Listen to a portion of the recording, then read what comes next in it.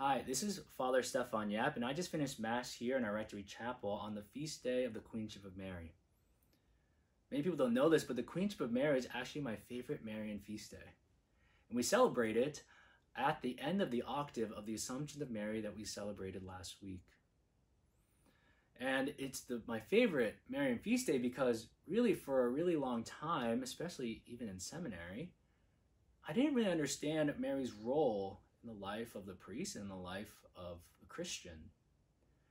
Every time I spoke with brother seminarians and friends about Mary, it sounded really nice, of course, pious, but it sounded more like something that we did because that's something we always have done. I didn't really understand that.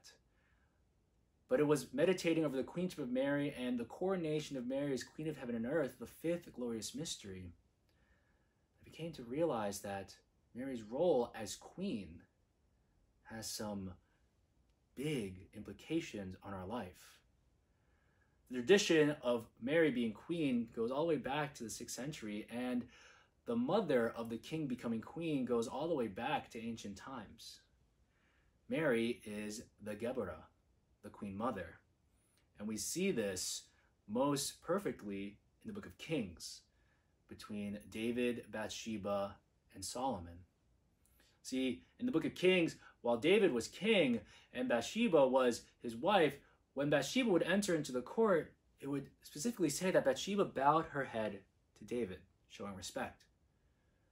But after David died and Solomon becomes king of Israel, Bathsheba, while in the court, David and Solomon enters in, and he is the one that bows his head in respect to the Queen Mother. And Mary becomes queen after Jesus has taken his rightful place at the right hand of the Father as King of the universe. You see, as we grow in our relationship with God, and Christ truly does become King of our life, naturally, Mary is crowned Queen in our life as well. And the Queen ensures our victory over the evil one. She's not someone that just sits back and watches. Mary actually enters into battle with us every single day through her intercession. We see this by the role of the covenant, the Ark of the Covenant. Mary is the new Ark of the Covenant that we read about in Revelation chapters 11 and 12. When the visionary sees the Ark of the Covenant in heaven, immediately after, he describes the Ark, saying that it was a woman who was with child, clothed with the sun, with the moon under her feet, crowned with 12 stars.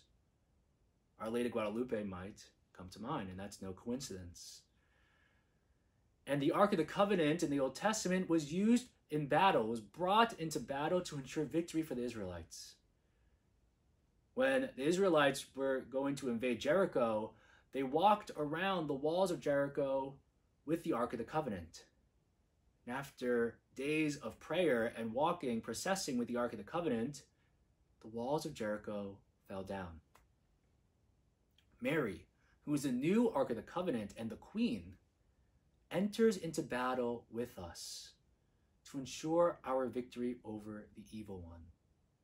She is not someone that simply sits back and watches her children struggle throughout the world. No, she enters in.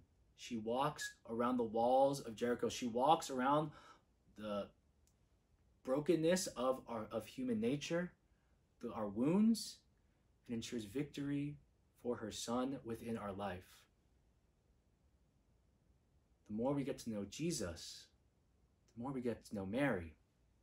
And I pray that today on the Queenship of Mary, we come to know Mary's role in our life a little more, so that her Son may more perfectly reign within our lives. God bless you.